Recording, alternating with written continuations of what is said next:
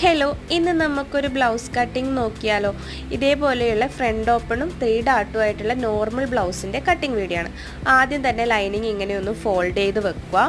അതിനുശേഷം നമ്മൾ ഫോൾഡ് ചെയ്ത ഭാഗത്തുനിന്ന് ഒരു 1/2 ഇഞ്ച് കുറച്ചൊന്ന് ഫ്രണ്ടിൽ നീക്കി ഷോൾഡറിൻ്റെ അടുത്തുനിന്നും 1/2 ഇഞ്ച് താഴ്ത്തി ഇതേപോലെ ഒരു ബ്ലൗസ് വെക്കുക.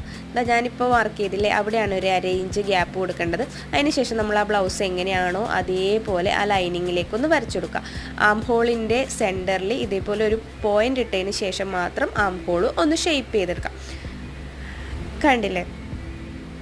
അതിനുശേഷം നമുക്കൊന്ന് മെഷറിംഗ് ടാപ്പ് ഉപയോഗിച്ചിട്ട് മൊത്തത്തിലൊന്ന് അളവെടുത്ത് നോക്കാം. ആദ്യം തന്നെ ഞാൻ ലെങ്ത്ത് എടുക്കുന്നുണ്ട്, പിന്നെ നെക്ക് എടുക്കുന്നുണ്ട്.